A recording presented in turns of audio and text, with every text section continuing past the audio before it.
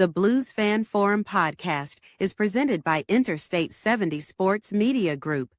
I-70 strives to bring you the best sports coverage in the tri-state area. Find them on Facebook or at interstate70sports.media. This is Jordan Bennington, and you're listening to the Blues Fan Forum podcast.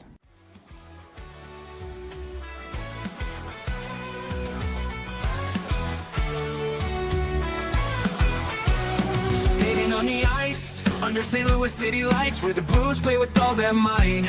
Jordan Cairo, fast on the attack, but defense falters, gotta cut him some slack. In rubber tongues, we find our glory. His skills shine, the team's best story. St. Louis Blues, we wear the crest. In Jordan Bennington, we put our trust to the test. On the ice, we fight.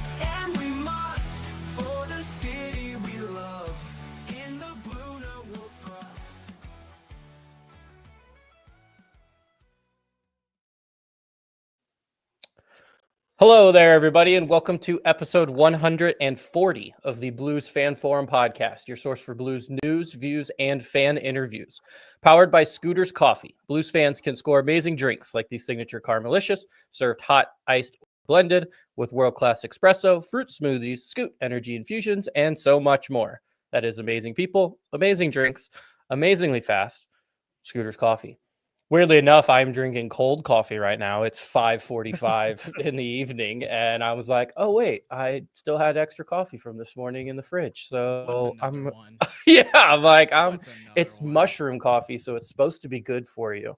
I guess maybe that needs to be next on Scooter's list. I still go to Scooters, I still support, but that's not as healthy because when I go to Scooters, I get chocolate and lots of sugar and sometimes the ice cream. But it's amazing. It's really good. The size of what they give you sometimes, my jaw dropped. My girlfriend was like, "Can we go to Scooters?" I was like, "What do you want from Scooters?" She goes, "Oh, I'll let you know." The biggest chocolate. It's bigger than my face, and I'm passing it to her in the thing. I go, "What did you just order?" And she essentially like a smoothie, but with a coffee flavor. I don't remember if it was something berry and it might have been chocolate. I don't know, but like it was a lot. I don't know. She's a big coffee drinker. I'm not. All right, we are back, episode 140. That new voice there is our guest for tonight. His name is Justin. What's up, Justin? How's it going? Representing RTG Media and 5 Hole Hockey. All right, we're going to get into that in a second. Let me introduce Dakota because Dakota is here, and if you're watching online, you might notice a very bare white background for Dakota because he's in a new location. Yeah, I feel like I move every year, but man, I was 10 minutes late to this podcast. I'm the one that like made sure it was 5:30 instead of 6 o'clock because I got to build a 8-foot table here in about an hour and a half. But like, I'm sorry for being late. It won't happen again. We're going through some moving, the moving debacle. I couldn't find my laptop 15 minutes ago. My microphone was still attached to the stand that I don't have a post for. So nonetheless, we're here. We're talking Blues hockey, so we'll be fine. Facts. That's how could that's probably the best part of your day now, right, Dakota? Yeah, just trying to be a dedicated co-host. I love it. All right. Justin, you kind of already let off on it, but that's right where I wanted to start because not only are you a dedicated Blues fan, but you're so dedicated that you have your own podcast called Five Hole Hockey, right? Correct. All right. So tell me a little bit about 5 Hole Hockey and then make sure you tell the people where they can listen to it. So 5 Hole Hockey, you can find us all on Facebook and Apple Podcasts. And if you go to YouTube and just simply type all lowercase 5 Hole Hockey into the search bar, we are the first channel to come up. 5 Hole Hockey is actually a rebrand that I started that we started, I believe, almost 2 years ago. The first podcast that I started in high school was called the Hockey Highlights of Tonight podcast. That was kind of like our little beta that we started. And somebody gave me that. But as soon as I wanted to evolve and understand that we have to be on, Instagram Shorts, YouTube, and basically cover all of our bases, I'm like, hockey highlights of tonight, literally just me saying that right now, that's a mouthful. And I was and then I tried to like make it funny, like it's an inside joke on the podcast that we talk about all the time, of like, oh, the old podcast, hockey highlights of tonight. They go, oh, you mean HOT? Like That sounds cooler. That's what I said. So that's what I said. So HOT, like that's the inside joke that we always call that we were once HOT. But I'm gonna keep it real with you. The reason why I stepped into podcasting is because definitely I had the radio dream when I was definitely in high school. I got bit by the bug of maybe one day either doing play-by-play or maybe being a PA announcer sometime in my life. Like I said, when getting to radio was top priority for me, like junior year of high school, like Doc Mike Emmerich was literally like my idol. He really was, and it's still one of my idols to this day of broadcasters. Like, you look at Joe Buck of his crossover, and honestly, Kenny Albert too. Kenny Albert does basketball, he does hockey, he does football, he does everything. Like he's just one of the role models His that I've daily had. his daily life is just talking sports. Yes, How great is that? And then you also get to hear his story about his father. His father also did it too. And I would just love like 2 hours of just sitting with him to just soak up. I need to read his book. Kenny Albert has written a book, and I really need to put that on my Amazon wish list. So, yeah, RTG Media is kind of like the overhead company that 5-hole and RTG Sports is underneath it, because we have 5-hole hockey. That's obviously just space on the entire NHL. And then I kind of do one with my buddy Josh where we talk about football, baseball, and all the other kind of like the 4 sports or whatever. So I'm grateful to be here, and I can't thank you enough for reaching out. And I've been a fan of your guys' show for about almost 2 years, and I just have to give you props. What you just showed me, the song, the presentation, the fact that you got freaking JB to like say you guys are listening to your guys' I was impressed. I was like, dang, I need to work a little harder. I need to get in some rooms where, Pronger says go listen to 5-hole. Like, that's Right. impressive. I gotta give you guys your guys' flowers. Like, that was cool. Well, it's I've told the story multiple times on here, but it's one of my buddies drunkenly won or paid a lot of money for a meet and greet for a Blues player and picked Jordan Binnington. And so he asked Jordan if he could say that for me. So that's the only piece of like, I guess, real material that's from that. The video is a video from Facebook. A guy named Frank Sanko post kind of just clips. He just mashes clips together. And so I use that from from YouTube. I think I said Facebook earlier. And then the song is 100% AI generated. So I had ChatGPT create the lyrics for me, and I kind of edited the lyrics as I wanted them. And then I found a AI generating music thing online, and I just copy and pasted the lyrics into it and told them what kind of beat I wanted, and that's what I came up with. So it was pretty crazy. Yeah.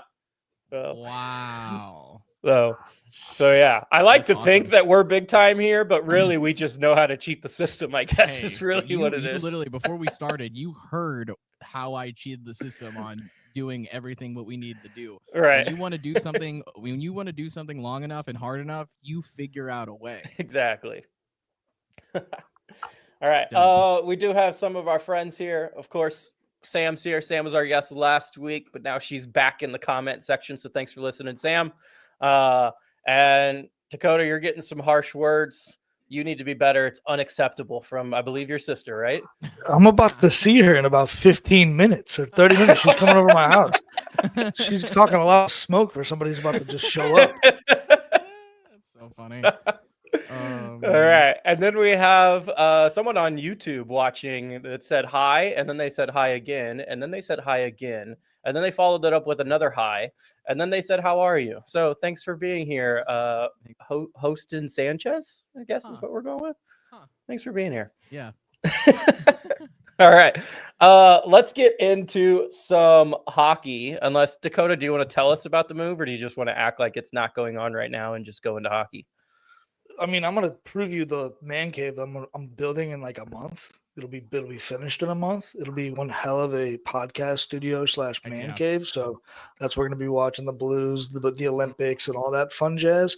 Got my old the Blues hockey sticks that my dad collected over the years. I wouldn't say collected, probably stole from the Blues locker room. If you want to hear about those podcasts, feel free to go listen to them again. But it'll be a fun podcast studio / whatever you want to call it. I just haven't had a space that I could actually record podcasts from in quite a while.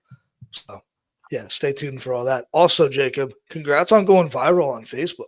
We didn't talk about that, or have we That was talked about kind that? of cool, wasn't it? That's I guess our second official time that this was the first one on Facebook. The other one was Instagram. But yeah, I mean and Justin, I don't know if you saw this. Every time we win, I post the video of the people in church dancing really weird. It's hilarious, and it says Blues win, and it's got confetti, and then it's got the I know what meme you're talking about. Yeah, it's got the music behind Yeah. it for the Blues goal. And so every time we win, I post it. And for some reason, let's see, 2 wins ago or 3 wins ago, whatever it was, ended up just getting shared and liked and commented on, and ended up with I don't even know what the final was. I think it's 54,000. Is that what it's at? Yeah, So it's still getting likes. Like someone liked it today. That's what I don't understand is why people are still liking it. Like the Blues have won 2 other games and lost 1, but you see that video and you're like, "Hey, Blues won." Like, no, no, they didn't. So hey, sometimes that 7-second clip is the highlight to someone's night. The Blues win, fine. But you got to check Blues Fan Forum Facebook to make sure we're posting that, though. Make sure it's posted. And sometimes I post it twice because I use a app called Buffer to post to Facebook, Instagram, and Twitter at the same time. And sometimes it pops up and it goes, "Oh, sorry, we hit a snag." And then I look online and it goes, "No, you didn't. It's on." Like it worked. I don't know. Technical difficulties. If we were a professionally run podcast, then maybe we wouldn't have those things. But we are moving up in the world because I got to show you this. Normally I have these fancy papers with all of this stuff, like all the information written down. This is from my episode last week with Sam, and then this is from my episode 2 weeks ago with Luke. But now we have an iPad, and I have all the information that we're going to talk about today on this $50 iPad that I bought. So yeah, it's impressive. We're moving up in the world. All right. Okay, let's actually talk about hockey because I think that's what people are here for. Do it. Most recent games. We're going to start with Wednesday against New Jersey. It was Wednesday, November 26th. The Blues were playing at New Jersey. It was the 5th game of their season-long 5-game road trip. Ended up being a 3-2 overtime loss. No shocker there. Fowler gets his first goal of the season, which was interesting. And then, I got to zoom in on my new iPad because I can't read what I wrote. Thomas scored his 4th goal of the season. Binnington stops 26 of 29 shots for an .897 save percentage. Justin, were you able to catch this New Jersey game? New Jersey game, I believe I was watching.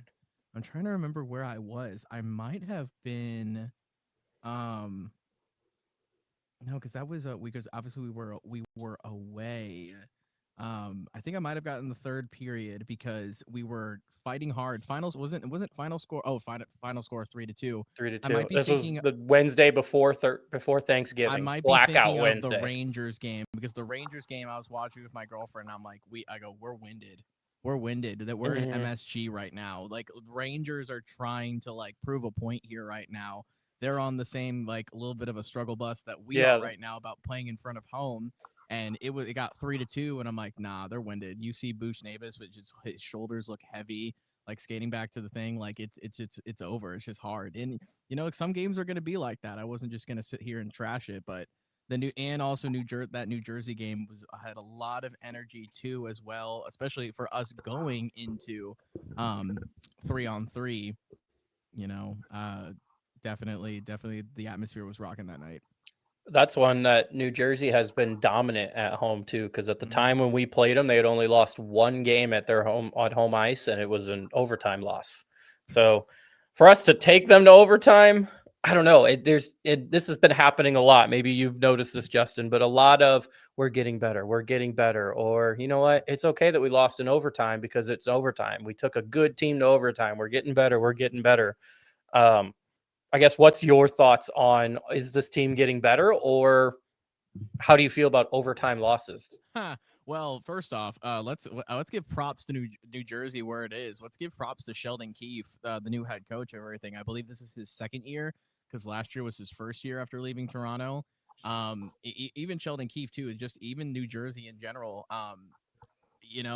They're kind of like gelling as much as just like Anaheim is right now. But as far as taking the attention to the Blues of overtime losses, this is just kind of like the story. I'll just flat out and say it. It's definitely hard to obviously win in this league right now, harder than any time.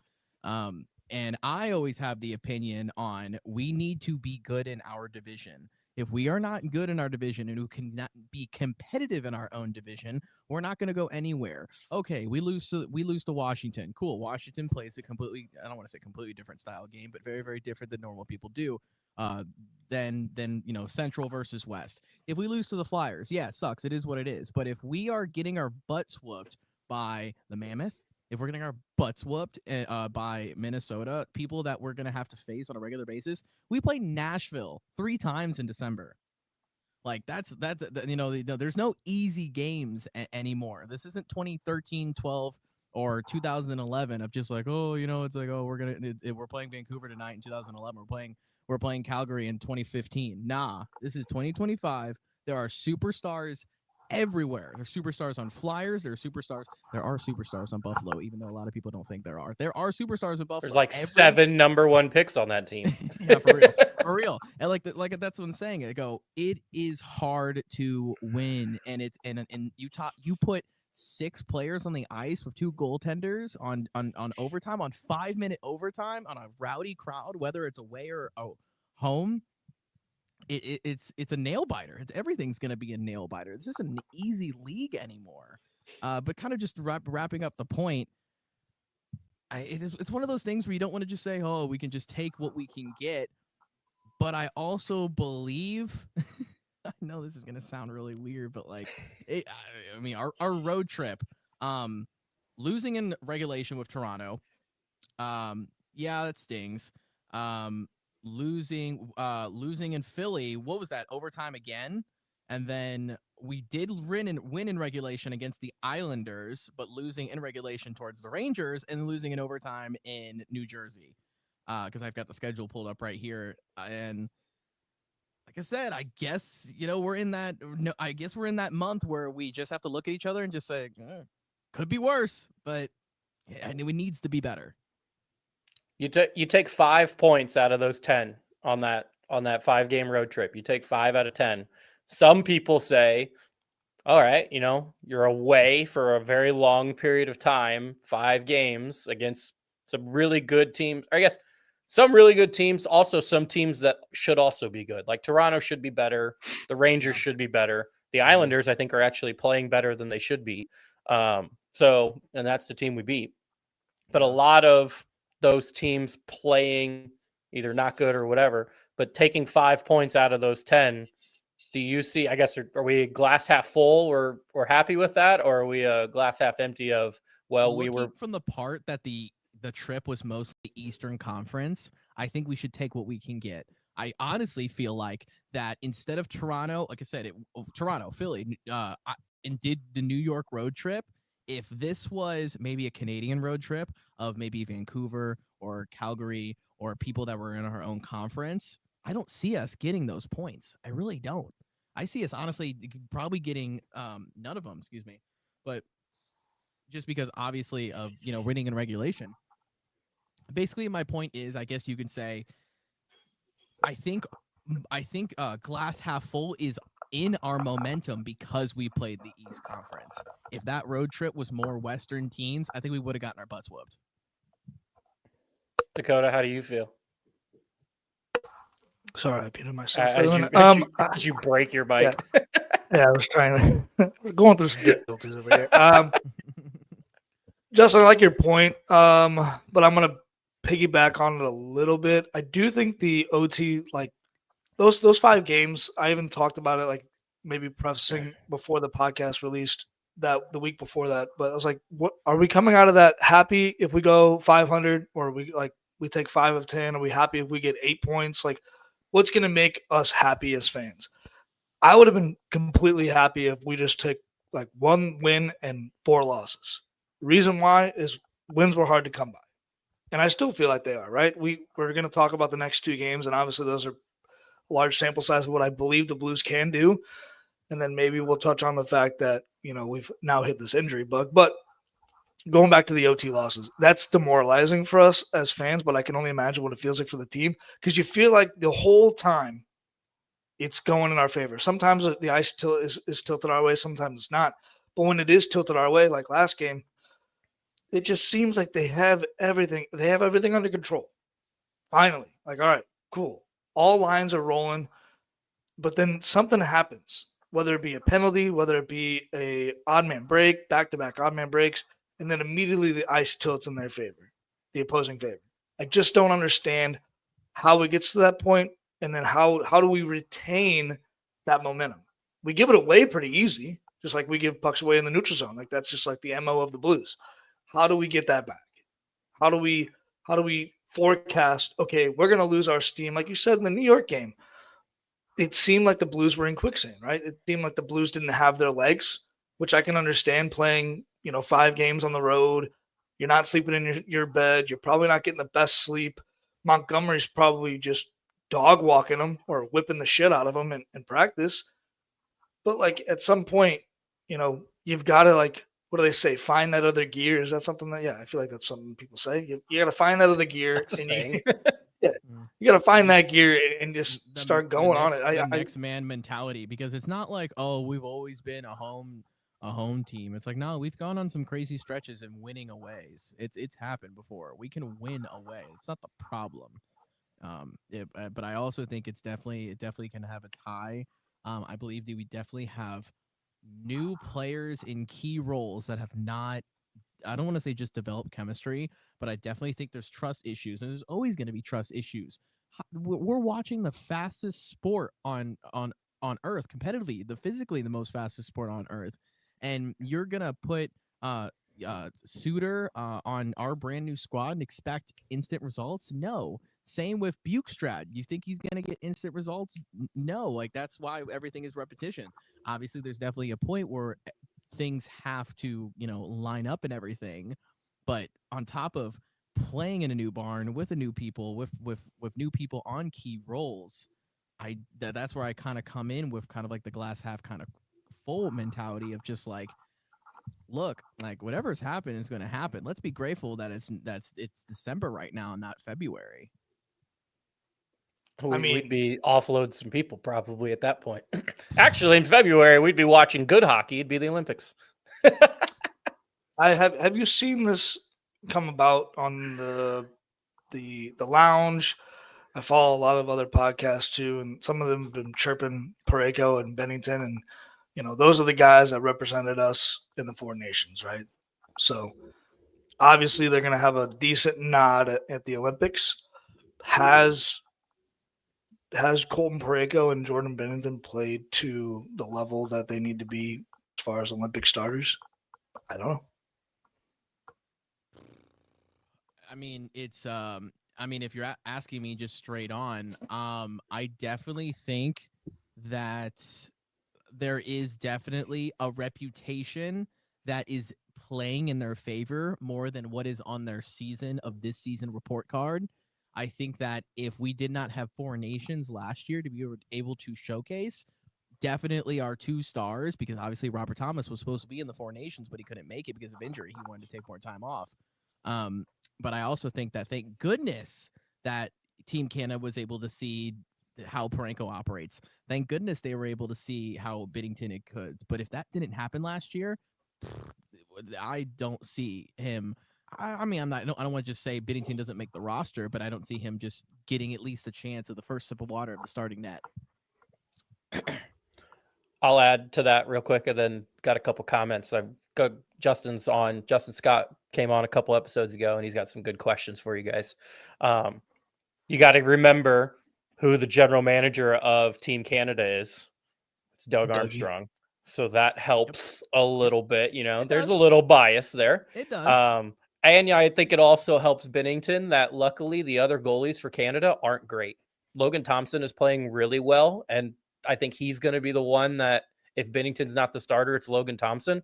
But I don't know if Canada has 3 surefire guys that are going to that are going to not or It's unseat Bennington. Very, very different. This is 2026 Olympics. There's no Carey Price. Like, we don't have Carey Price anymore. There's no Fleury anymore. There's no, Marty Brodeur No was big guys. Canadian. Yeah, we're losing Canadian. We're losing Canadian legends. They're retiring, and now our Canadian legends are right in front of us. For Aiden Hill, Jeff Skinner really wants to be a part of this. And then same with JB. I mean, I think JB has definitely earned his spot. I mean, he did win a Stanley Cup. He did win a Four Nation. Not saying that is a large sample size for what he can do, but I do think, and they did kind of like backtrack last year at the Four Nations, and I promise this is my final point before we get into questions, but I do think that he has earned that right to be called a showstopper. Like, he is a lockdown goaltender when it counts, when all the chips are on the table. If you were to interview, like, I would say 30 NHL analysts, I would say at least 80% of those guys are going to be like, I want JB. Given the fact that, yes, he's had a rocky start to the year, I would be very, very shocked if they didn't say JB in that. And I agree with you 100%. And, like, I guess you could say one last point before we get to the questions, because I had this debate with my friend Owen, because he was just like, oh, your goalie's a shoo-in. I go, I didn't think that last year. He was on the roster. I did not think he was a shoo-in. I go, yeah, Doug Armstrong's GM, but who's reading off the names on the outline?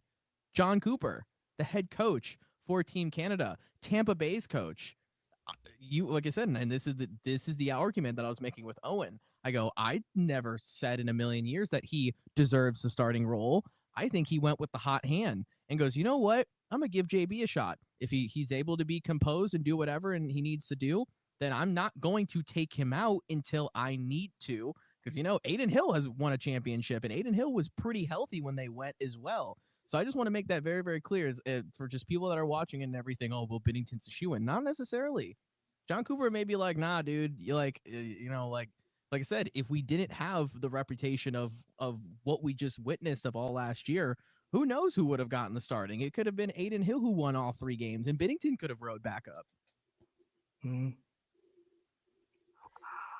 All right, let's look at good question here from Justin. He does say he might get some heat for this, but he thinks the team has played good hockey consistently for about 2 weeks, and they're just not getting the wins, which kind of goes into the overtime loss conversations that we've been having, because he did also add that they outplayed almost all of those teams that they're kind of going into overtime with and then just giving up goals there. So, Justin, what's your thoughts on last 2 weeks? You think the Blues have been playing well? Justin, I agree with you. I say this because this is the point that I was making. I think that we are playing very, very good hockey, but kind of adding to your point, there's just something that I think if almost like we're getting blurry at the end of the second period. Our legs are getting heavy at the second period, and then we have to get ourselves out of a 3-2 hole or a 3-1 hole, the worst lead in hockey.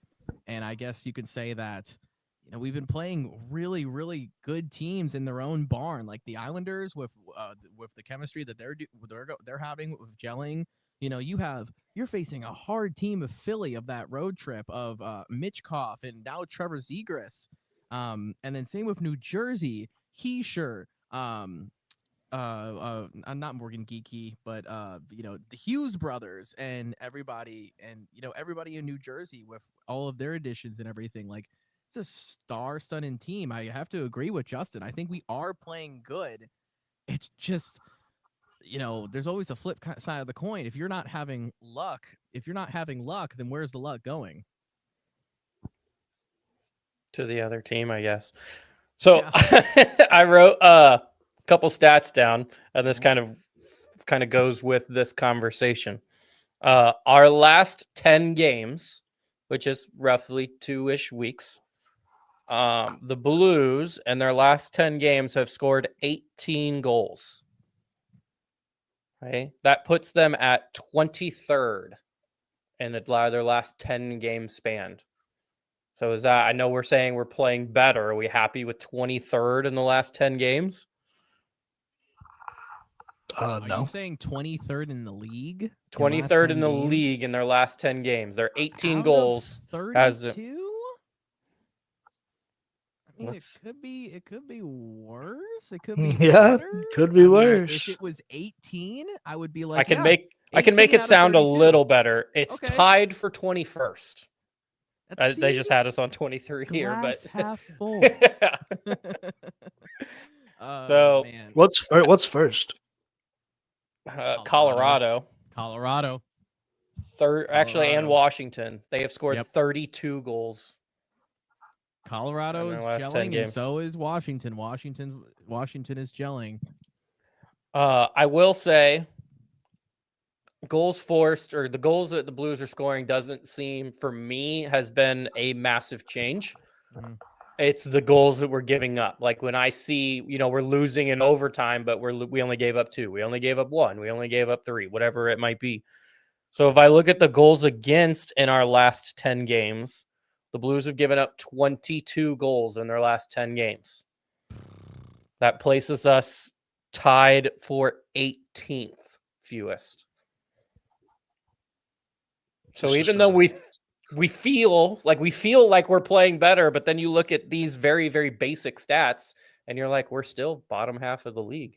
I hope people don't make memes out of my reactions to what you guys are doing. I'm just such a If by visual people you person. mean me? Is that Yeah, literally. I better get a cut on the merch sale.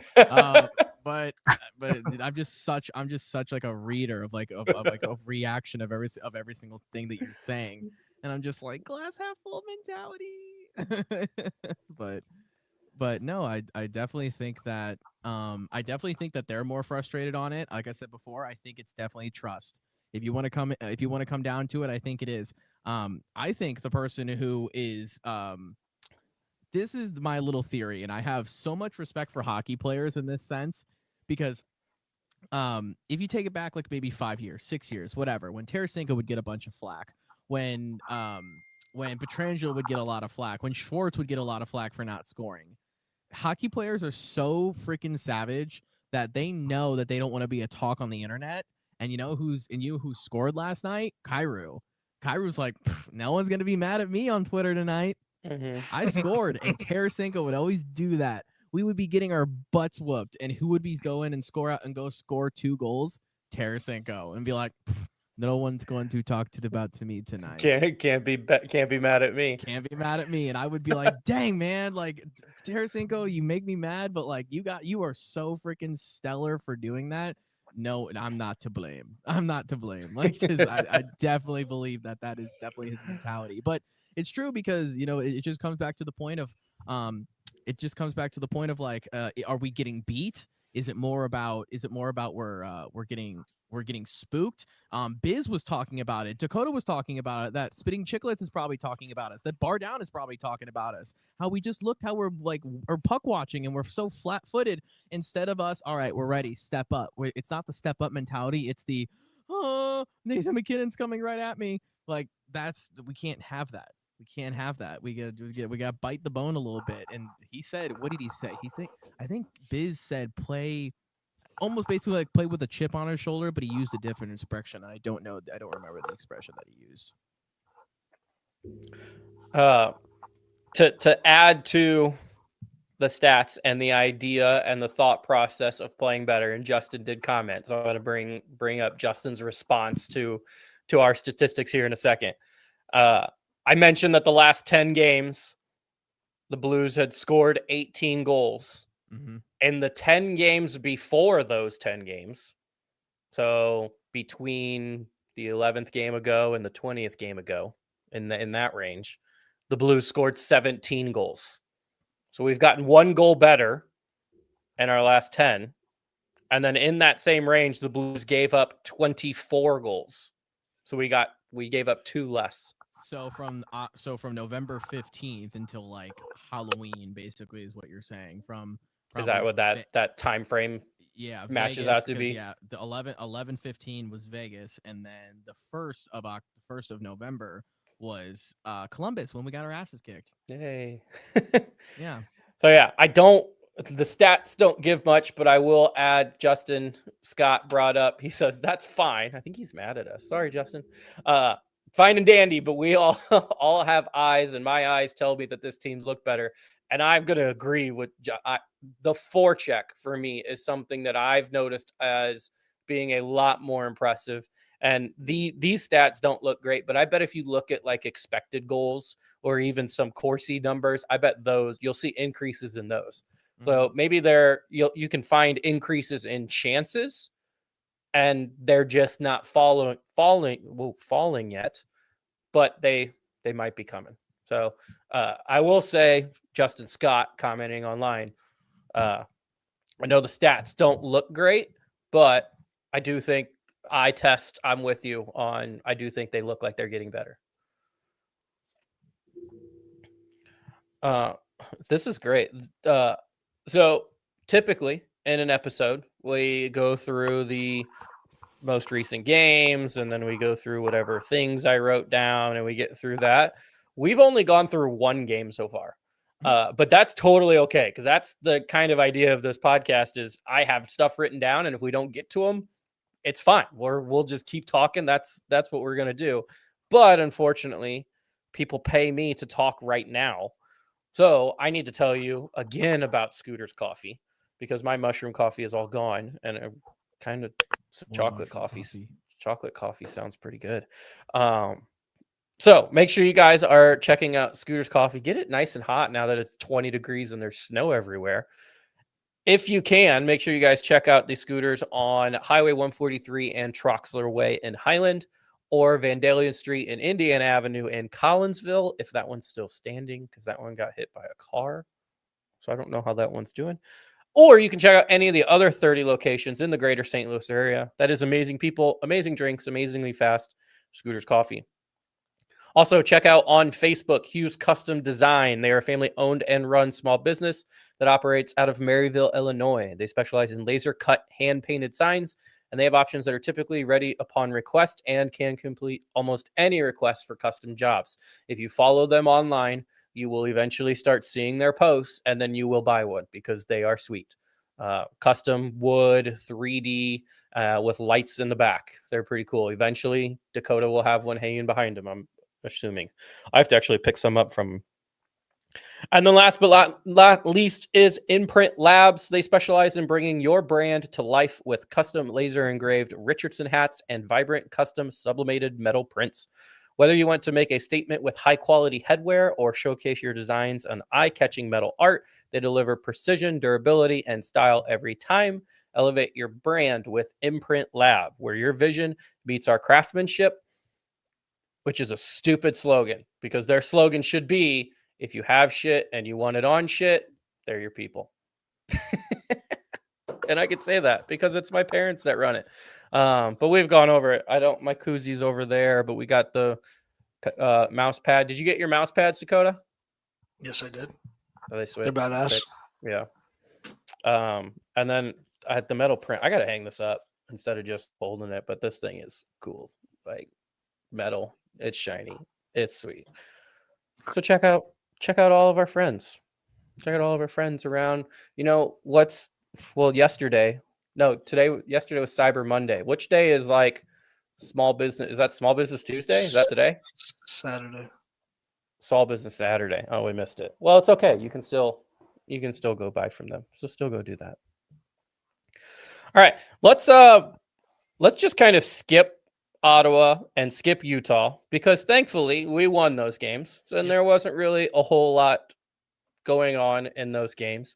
I do want to bring up, I guess, real quickly, the Utah game being, I want to say, Clayton Keller's second game since his father passed away unexpectedly. And the Blues did a pretty cool moment of silence for him, as Clayton Keller is a St. Louis guy.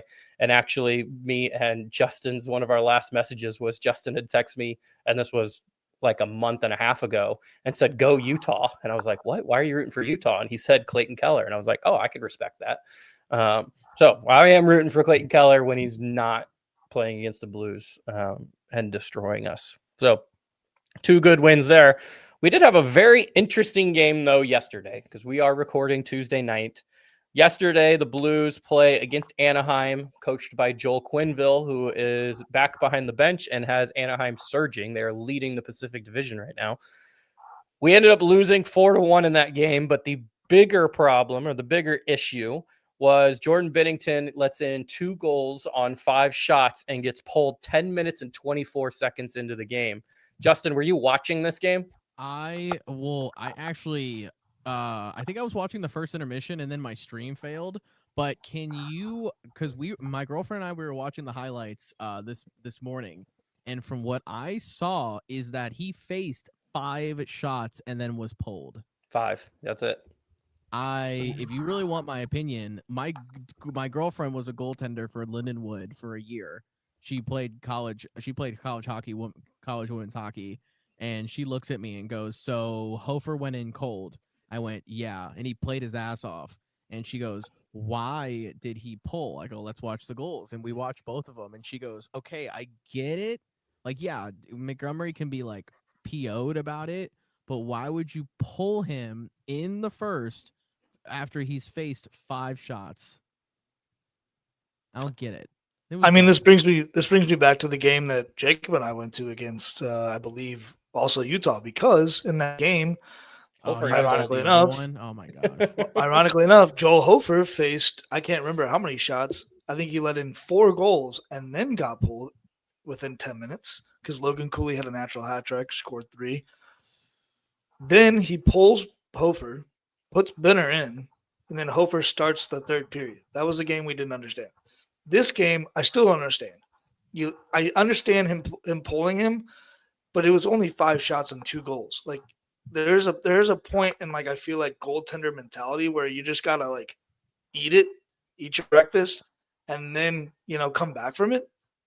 Like the second shot, I think he outplayed himself. Like, he was, it was a weird shot. It did go post and in, but like, I think he took the wrong route to it.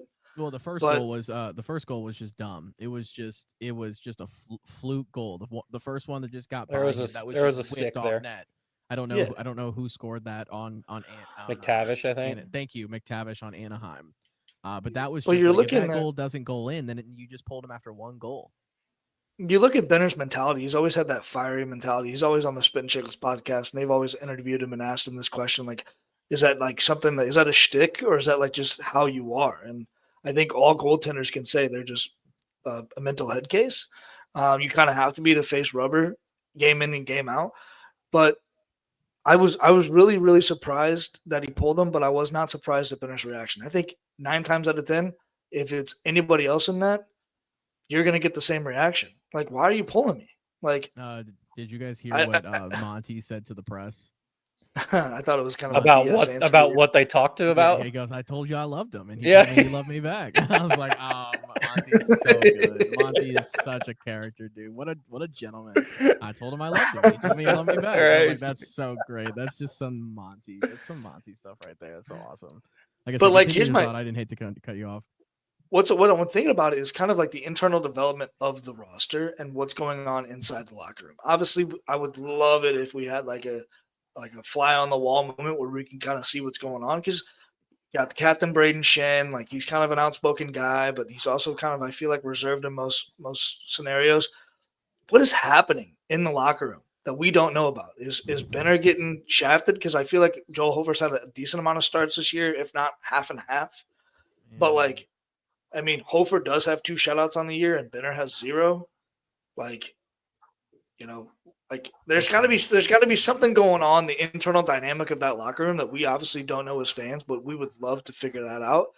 Because if you look at the fucking team on the bench, they weren't surprised at all that Monty pulled him. If Justin Falk even gave him a pat on the pads and was kind of chitting with him or chirping him a little bit, being like, "Hey man, just like take a walk."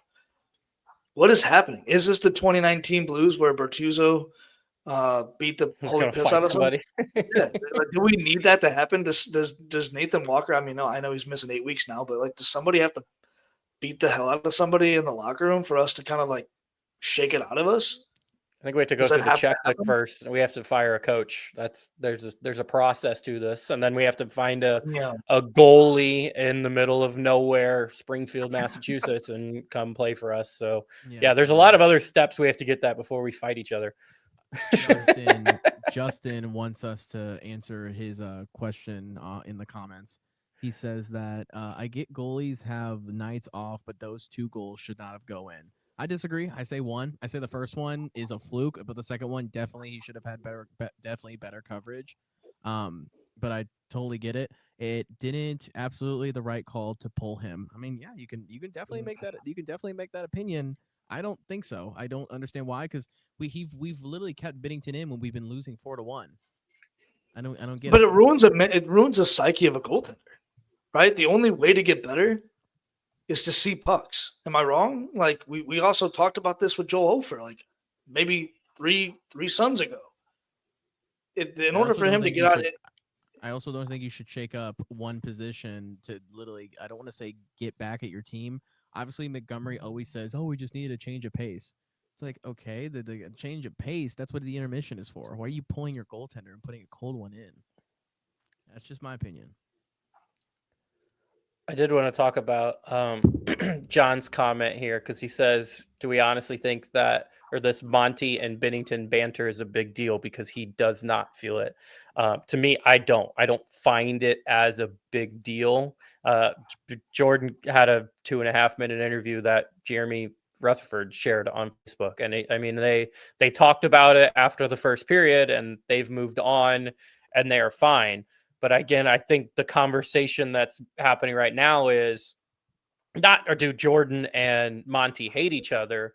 But my also thought, did you happen to watch Justin Monty's reaction to the second goal? Did you see that video? He said it's a pretty choice words up to the Jumbotron. Yes, he did.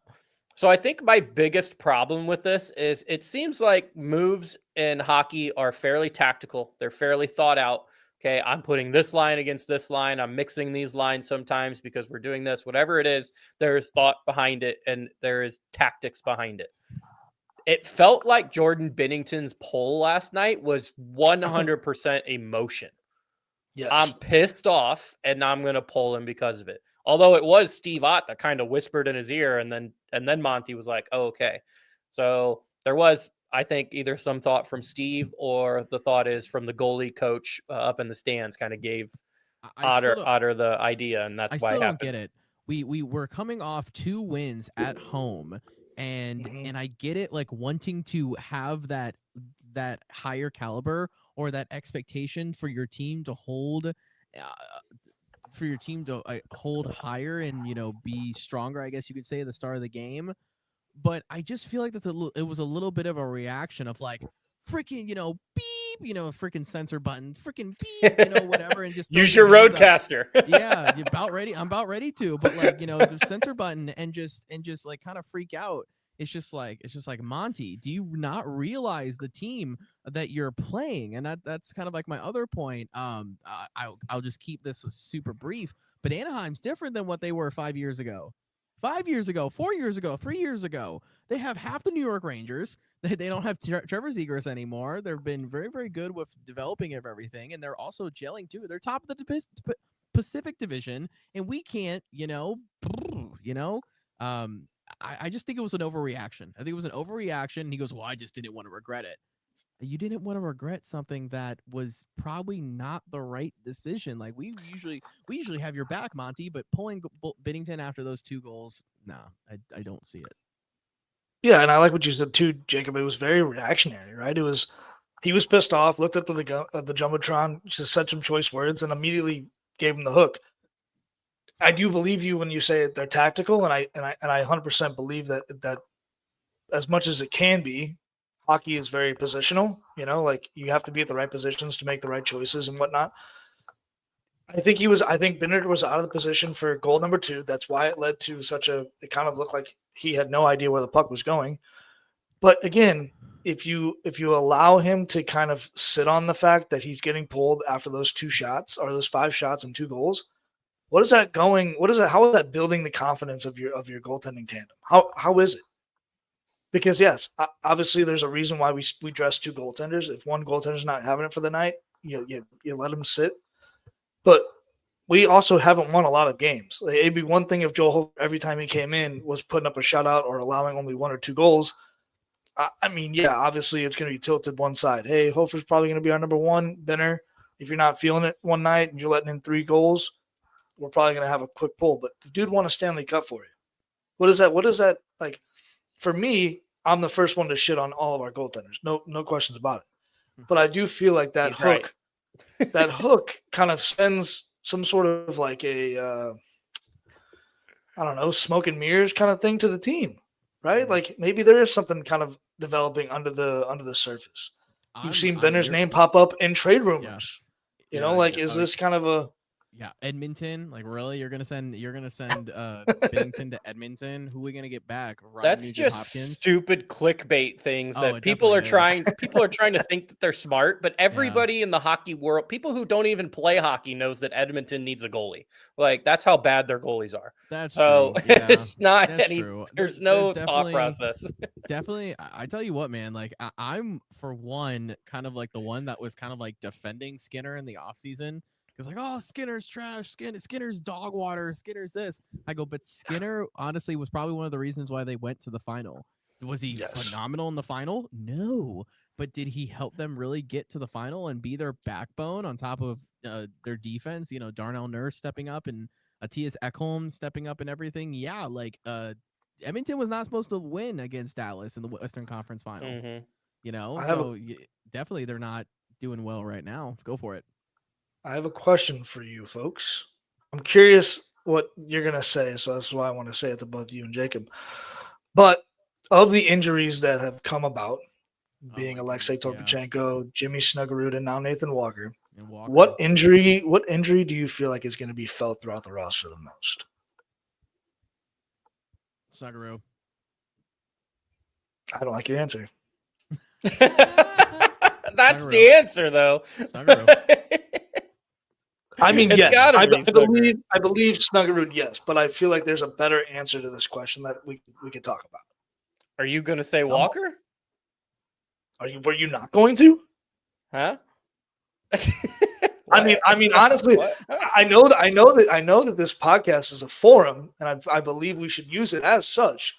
But Nathan Walker has undoubtedly been probably the best Blues player since he's come as a full roster spot. The amount of tenacity that he shows for a 5'11", 195 forward needs to be talked about. The fact that he can back check, he can play the offensive ability, he checks all those boxes. He may not be lighting up the score sheet, but he is undoubtedly one of the best Blues players we have on our roster. Jimmy Snuggerud, great, yes. Are we going to miss his offensive ability on the power play and his uncanny ability to find the corner of the net? Absolutely. But for somebody who plays a 200-foot game, and I'm not saying Snuggerud doesn't, but Nathan Walker has shown that ability. I personally think Walker is phenomenal, but I also think that Walker is a little bit of a lightning rod. I think he's a little bit emotional, and I totally get it. Like, you know, some days you don't like being whacked. Some days you don't like being speared. Some days you are not a fan of, you know, somebody following checks. Like you said before, road trips are hard. You're not sleeping the best. And the only thing that you really have to bind with yourself is that your teammates on the bus getting home and, you know, getting to the hotel late at night. I think Walker's phenomenal. Like I said before, but I'm just really not a fan of his temper sometimes. It feels like, oh, well, you're talking about Nathan Walker's temper, and we just got done talking about Binnington. I know, I know. But as far as creativity that I see from Snuggerud, I think I more look for Snuggerud needs more experience of where he is. And I think disattaching him from the chemistry that he's not getting now because he has to take some time off of injury, I definitely think that that's experience and that's time on the ice that he's not getting. Jacob? I'm going to add a stat for you that will help your cause out, Dakota, in that I believe it is Walker and also Sundqvist that are in the top 5 of the St. Louis Blues in 5-on-5 points. So the fourth line has been driving 5-on-5 action when it comes to point. Shoot, in our game against, who was it? Where is it? Ottawa. Buchnevich scored his first 5-on-5 goal. It was his third goal of the season, but the first goal he got 5-on-5 for Buchnevich. Nathan Walker, I think, is maybe up to 6 or 7 points. Sundqvist, I think had 7 or 8 assists alone, and I think scored his first goal not too long ago. He scored his first goal also against Ottawa. But yeah, the fourth line has been driving 5-on-5 play. So I get your thought process of Walker. I still think I'm going Sundqvist. If you're going to go Walker, then you also got to throw Toropchenko in there. Like, that's your fourth line. Like, I think it's just the fourth line is going to be hurting without Walker and without Toropchenko, because now you're talking about Sundqvist there, probably Joseph, and then Kaskamaki once he comes to St. Louis and then flies back to Boston, because that's where our next game is, which makes no sense. Doesn't yet. Yeah, so that's. I guess it'll be interesting to see that. Joseph's got speed, but Sonny is slow, has been playing well. And then I've not watched Kaskamaki. I don't know what type of player he is. But for him to get called up over some of the kind of veterans that are down there, I think shows that he's been playing pretty well. Did you want to touch on Alexandrov? Yeah, he's gone. That's probably that's probably the thought, though. Like, if your call-ups so far this year have been Dvorsky and now Kaskamaki, why are we holding on to Alexandrov? The only reason we're holding on to him is because we thought that, like, I would have guessed he would have been up, but Dvorsky's been playing well. So, I mean, that the Dvorsky one didn't really surprise me at all. But the fact that they called up Kaskamaki before they called up Alexandrov was surprising. And maybe after they made that, they're like, oh, why do we even have him if we're not even going to bring him up when we're dealing with all of these injuries? So let's go get Akil Thomas. Essentially, they got the same. They got another. It's a forward for a forward. They're both 25 years old. They were both second-round picks. So it's a lateral move. If there was any time to give some of our youth some freaking ice time, it'd probably be now. Oh, I agree. No. I mean, I the only person that got that notification on my Blues app and just was hoping for a bigger name to come across the screen instead of Nikita Alexandrov? I didn't even. I looked down so excited. I looked down and I was like, who? Oh, who did we give away? The only notification that I saw today, I literally saw the injury report and I went, well, that just adds to today's festivities of Walker, Tropchenko, and Snuggeroo. And because I'm in the group chat with me and my buddies of 5 Hole, and they were like, Snuggeroo needs surgery. I went, phenomenal. Here's we have a lot of comments that we need to get to. So, but before that, Suter is expected to play on Thursday. I don't even know why he was out on Tuesday. I had no idea that he was injured at all. And then why he was out on Monday. But the expectation is that he plays on Thursday, which is good. How nice would it be to have Zach Dean right now? Not nice at all. Okay, well, good. I mean, we talked about this. Oh, fuck, we're falling apart over here. I mean, we talked about this early on before the season even started, about just like, man, we have such like a plethora of talent and youth and all this shit, and then we said that little word, that injury word, and then it was like, we forecasted this. Like, I'm okay if the Blues went like 15-2-2 and we got fucking hit with the injury bug. At least we have some sort of like fighting chance to be like, all right, 4 weeks from now, we might not be in a playoff race, but at least we're like hanging on by a thread. Right now, we're like desperately looking for, trades because we're not making that playoff hit. But now we've got to like dig into our youth, which is great. It's kind of the best time to do it. Like Justin was saying, is like, if you're out of a playoff race, might as well see what you got going on and then, figure out from there. But yeah, Zach Dean would be delicious. Delicious from the chef. I got to scroll up a little bit from, let's see, what time is it? 6:28. Nah, this was like 20 minutes ago. But Justin Scott had a big one. 3 keys to the loss for Monday. Bennington needs to make saves. The Blues didn't score. I mean, they had lots of chances, but I really wanted to hit on number 3 here that Justin Scott provided. and that is that going 0 for 6 on the power play was not a good thing. And to make it worse, the Blues are 1 for 20 in their last 20. 1 for 20 on the power play in their last 20 chances. Now, I will say, throw one small caveat out there. One of our power plays was like 14 seconds because we had a power play and then Sundqvist took a penalty 10 seconds in. So it's kind of stupid that they count that, but still. Okay, 1 for 20. Yeah, for 19. Oh, yeah, well, exactly what you just said. Yeah, one for 20. Yeah. That needs to change. That explains everything. That just explains just missed chances.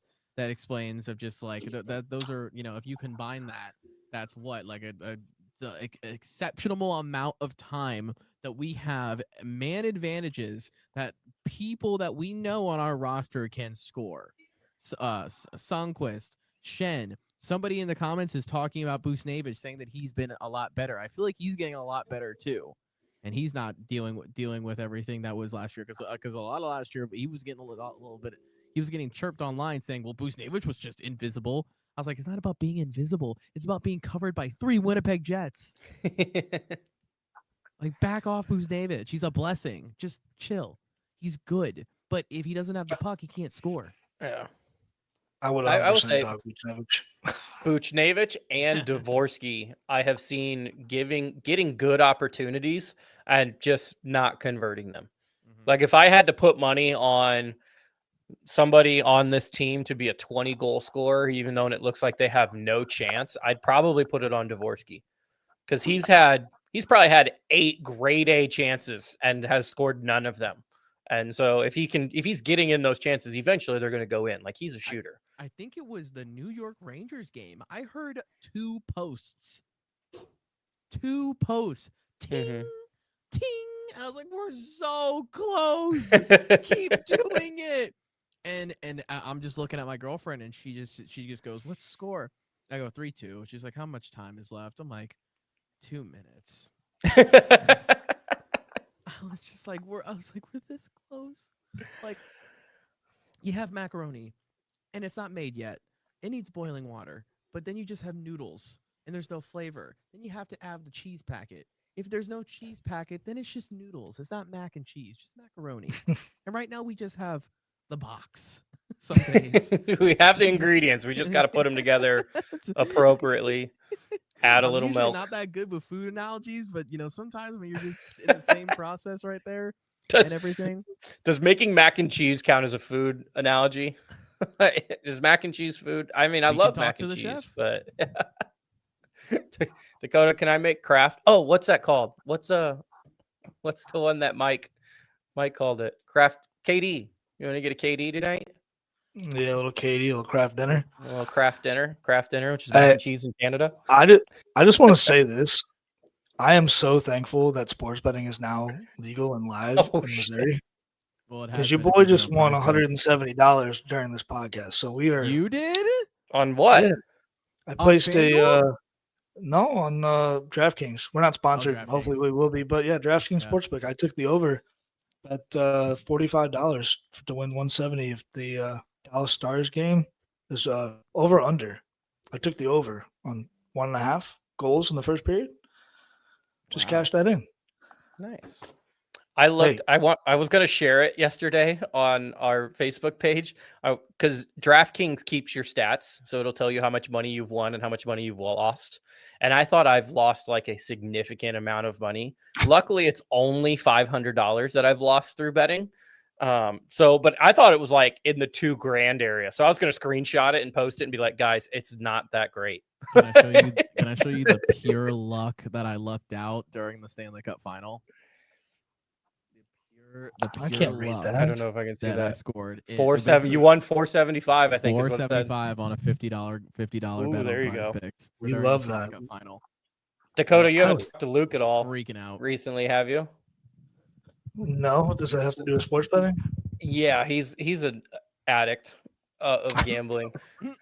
He did. I don't know how many picks he did on Sunday for football. Like 5, 6 maybe picks. Parlay, put $250 on it, cashed it out early for $5,000. No shit. I need to hang out with him. Yeah, right. I will say this. Not to trump that, and I really hope this does pull off because your boy's got a lot of money to pay in rent for this new house. But I did put an 8-leg parlay for this Sunday for an anytime score. I think I have 8 guys on there. It's for 2.2 grand.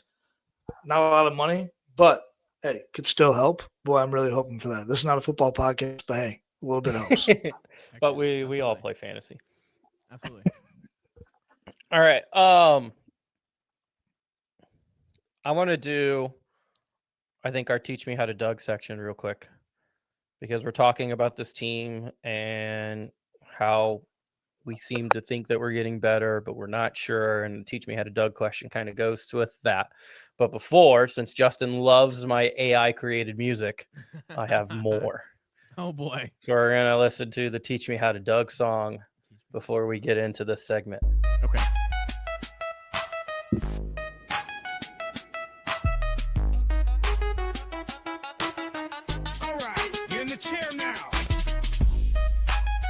Let's see if you got what it takes to run the blues. Teach me how to Doug, teach me how to Doug. You're the GM now, make a trade, make a plug. Cap space tight, but the roster's got a bug. So show us what you got.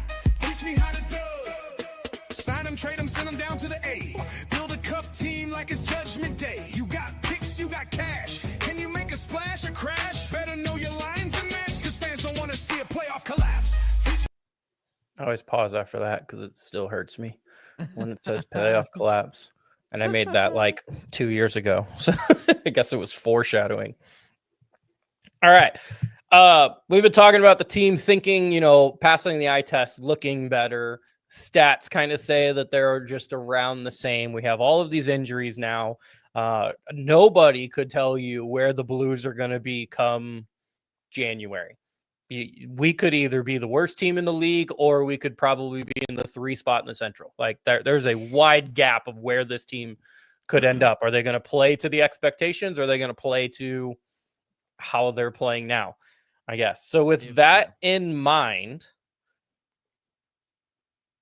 The Athletic has a trade board out there, and they have Braden Shen as their number 6 most likely traded player in the NHL.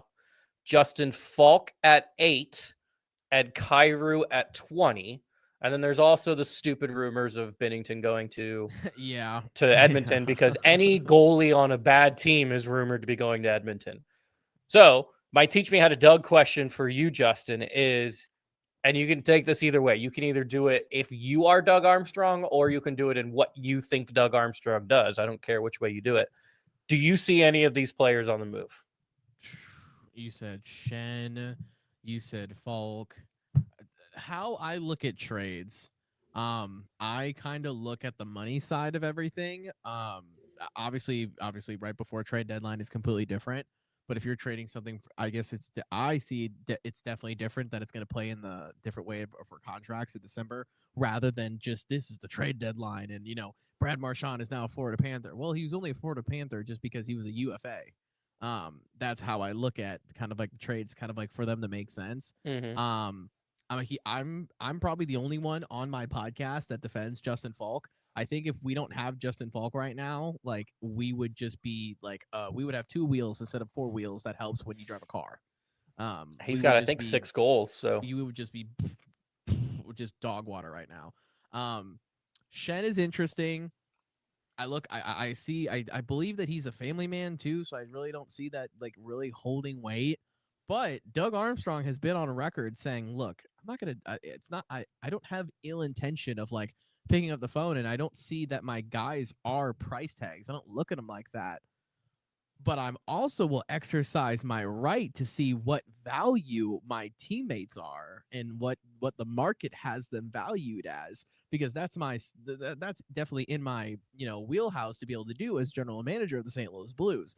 Doug Armstrong's a freaking savage, dude. He's so we're blessed to have him, regardless of how you feel. Like I said, we could be Buffalo. Let's see. You said Shen, and then Falk. Yeah, that's Kyrou's listed at 20. But who's got money to get him? That's the thing that always that just breaks my head. It's like, yeah, we can sit here and play GM mode all day on Chell, but who is the UFA for him?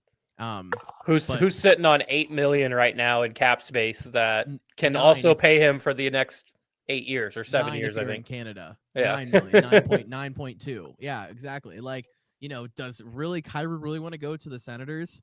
Does Kyrie really want to go to the San Jose Sharks? Or do we have anybody that we're really eyeing out on San Jose, Ottawa, or someone who's got money like Columbus? Mm-hmm. No, or I don't think so. We do, unless Zach Lorensky is going to do a 1-for-1 for Braden Chen. Which then why would you even trade for Braden Shen? You're trading for Braden Shen because you're trying to make the playoffs, so you're not giving up a roster spot or a roster player. And then exactly. It just has to make sense. Like I said before, at the end of the day, it's like, okay, cool, that'd be cool, but like that's rage bait. Look at the comment section.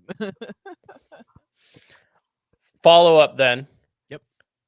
Ryan O'Reilly is the number 7 player on this list. Yeah. If this team moves in the opposite direction and starts playing well, is that an option for you?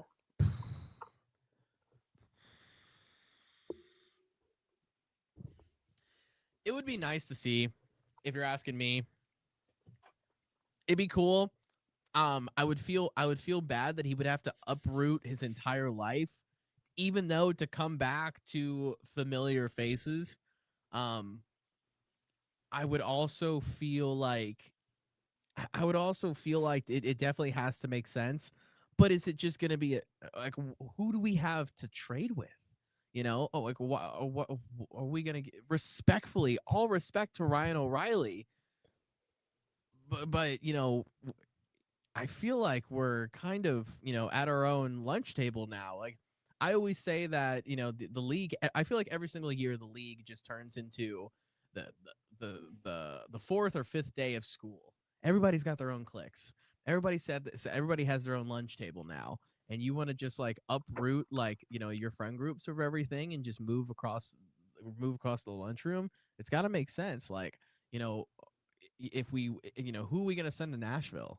Are we, who do we get from, we did a 1-for-1 for Bolduc. Who do we get for Bolduc again? Logan Mayhew. Thank you. Like, I don't think he's gonna be interested in leaving. We have our youth in our system to help our system, not be trade bait. So that's where my thoughts go. Nashville has come out and said that they are looking for a first-round pick and a good prospect for Ryan O'Reilly. So you're thinking first and like Otto Stenberg, or they're probably going to ask for Snuggerud, Jake Neighbors, or Dvorsky would be my guess. You say no to all 3 of those, and then you say, how about Ryan O'Reilly? Yeah. I love Ryan O'Reilly, and what that man did for our city during the final needs to be respected, but respectfully, pass. No, just no. Like, I'm sorry, we have like, Doug Armstrong has invested so much of our draft picks to our youth. Why do you want to go to Nashville and go shopping? Respectfully, it's just not necessary. It'd be different if our AHL affiliate was the Hershey Bears. No offense to Hershey, but like, or our affiliate was like the Orlando Solar Bears, and we didn't have that much. Didn't have like that youth in our barn that could be up in the next 3 years on our draft picks. Why are we shopping in Nashville? Like, unless it makes sense, but I don't think it's up the flagpole. Dakota? Yeah. Good answer. Yeah, no to Ryan O'Reilly. I'm not. We're not in the business to shop. I think they need to pull one out of the hat with what they have on the roster and do exactly what the Cardinals did last year and just kind of basically trial by fire. See what the roster has. See what the farm club has done. If it works out, great. If it doesn't, still great, because you get to see what you have in development. Like Justin Scott just said, Alex Tuck. That's that. He brought that up on when he came on his episode. Alex Tuck really a UFA? Has it been that long? Has it already been 3 years? I'm not. I'd have to check Puck Because PD that's on that. That's what I have to say. Who's a UFA? Because a UFA just makes things so much easier.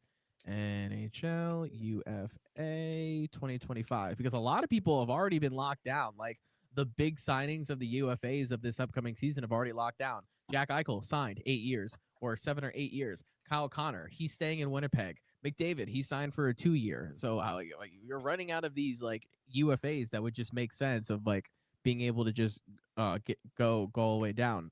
Ehlers, he's already been signed. Cody Ceci, he's already been signed by the LA Kings. Dumoulin, Nate Schmidt. We got Suter from Vancouver, right? So where is all of this trade bait? Like I said before, this is like, this is 4th grade and you're trying to find a new friend group at week 2 of a brand new school. Everyone has their own cliques. Alex Tuck is a UFA after this year. Is a UFA. Okay. Oh wait. I think. And he's only getting paid $4 million. So if Buffalo, you're kidding me. If Buffalo is not making the playoffs, they almost have to trade him. Like Justin Scott. It's crazy that Justin Scott is commenting, and Justin, is it Minich? Is that how you pronounce it? Minnick. It's all good. Minnick. It's all good. Minnick. It just. But yeah, if Buffalo is not going to make the playoffs, they have to trade Tuck because he is a good player on a very small salary and can go play anywhere. I mean, here we go. I just pulled up because I'm dumb. I completely forgot that next year is 2026, so I have to do UFAs for 2026, not 2025. But just looking at this list right now, and Temi Panarin, his cap hits at like 11.2. He's too expensive. We're not giving up our entire roster for Temi Panarin. Cale Makar is a UFA too, but he's capped him at 9. Yeah, there's no way we're gonna get him. Trouba's a UFA for defense. We don't need any more anything else from defense. And Jason Robertson would be nice, but if Dallas does a 1-for-1, we're gonna have to give up, like you said, probably Neighbors, a draft pick, or somebody else. Now a lot of people would like to see Kyrou, but that's an entire different podcast. Mm-hmm. Any of these players that are on playoff teams aren't moving though. Jason Robertson has been talked about just because there's a chance that Dallas can't re-sign him. Like they might not have enough money to do so. So they might just say, you know what, instead of losing him for nothing in the offseason, let's see what we can get back. I imagine they find the money somewhere else and move a lesser guy and in order to repay him. And I believe the salary cap doesn't really go increase until I think 2026, 2027. I think it's definitely going to cap out at I think 93 million in the next couple of years because I think it's 82. No, that's a pretty big deal. No, we'll be up to like 100 and something in like 2 years. 2 years, 100 and something. Yeah, but there's definitely a stat that I broke down on the podcast where it does jump exponentially. Yeah, there's a big jumps coming. Mm-hmm. Which is just something that's just going to happen. Mm-hmm. All right, let's go to the last thing then, and it's something I'm bringing back because I used to do this on every single episode since we started, and then just kind of forgot about it. It just kind of disappeared, and then I got this new iPad and I made this new thing, and I'm like, let's keep doing it. All right, so Justin, the Blues are currently 9-11-7. I want you to see if you can guess the final record for the Blues this season. Final record, 9 wins. I always do this. Whenever this is something that I do whenever we get closer to the end of the season, and we're always just staring at the calendar.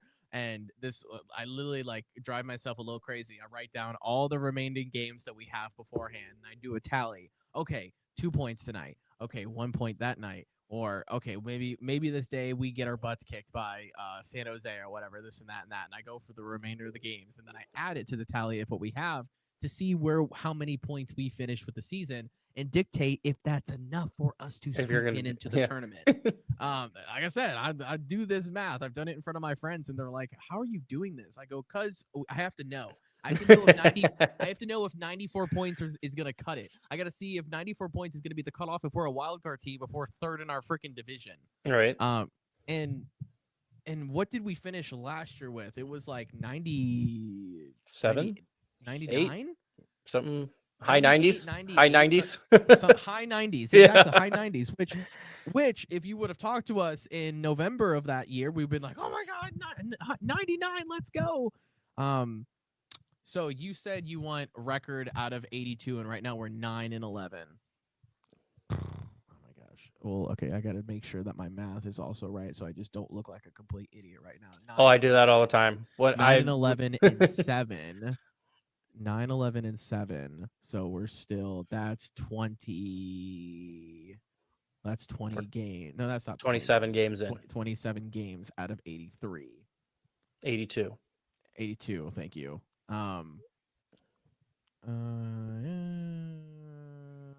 So that's 50. So that's basically 55 that I have to make the record of where we stay, of where we stop.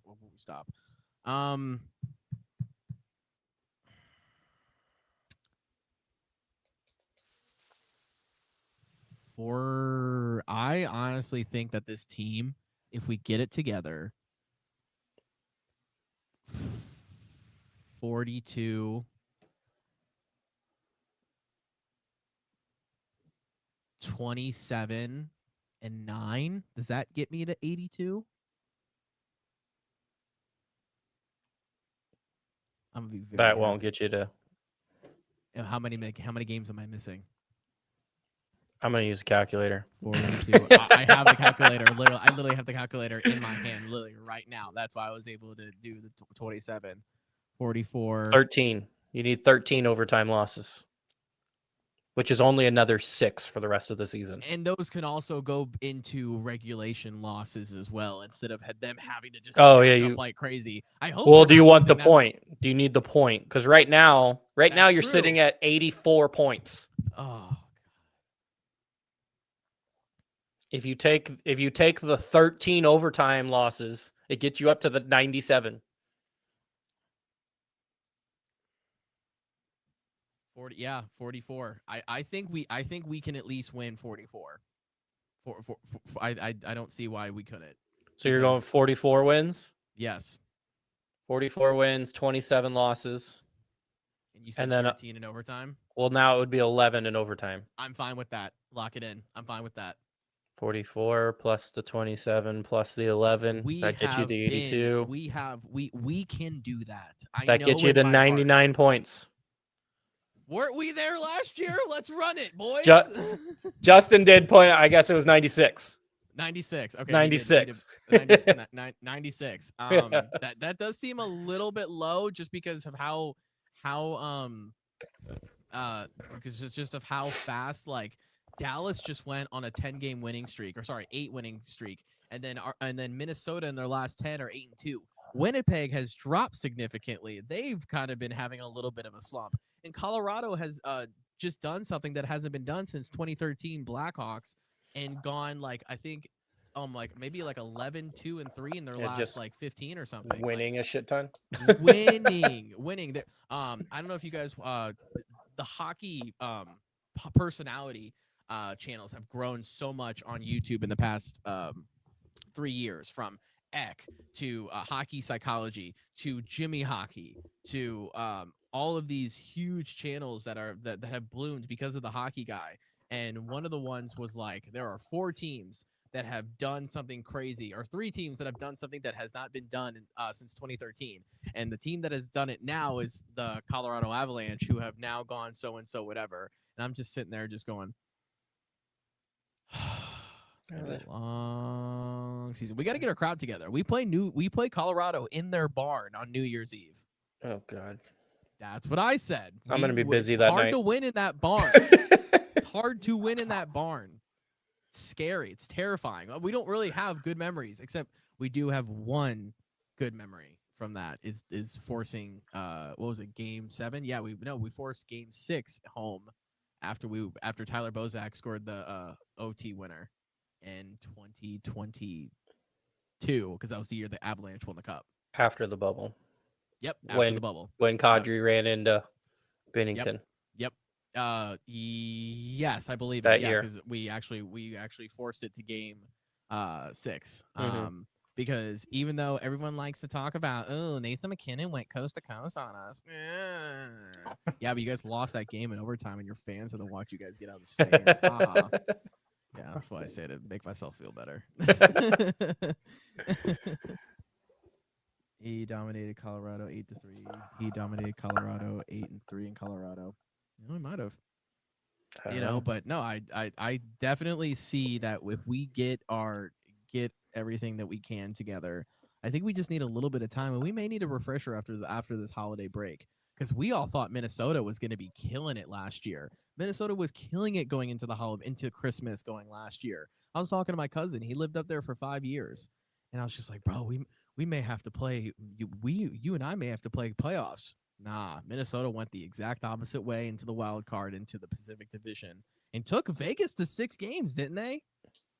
I don't remember. They took Vegas to 6. They were putting up a fight against Vegas. If Vegas would have, if Minnesota probably would have been able to tie the series 3-3, it probably would have been Minnesota playing Edmonton in the second round instead of Vegas.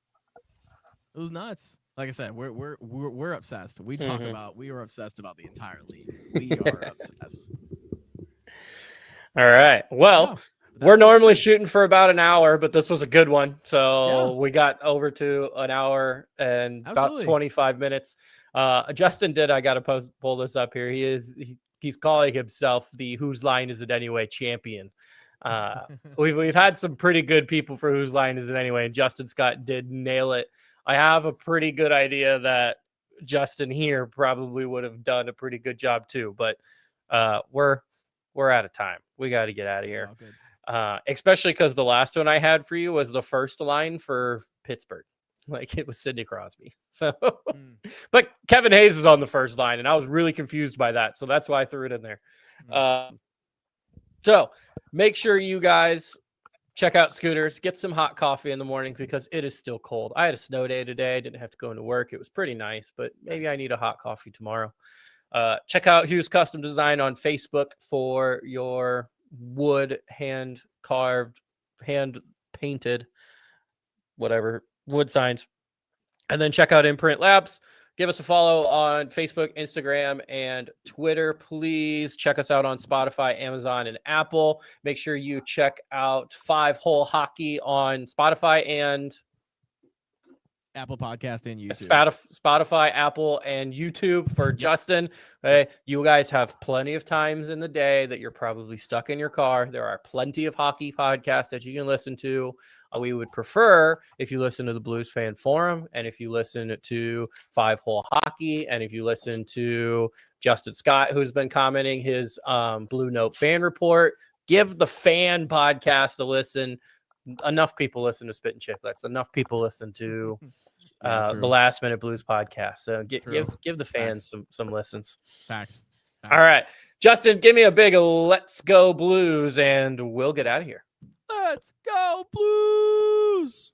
All right, see you, everybody.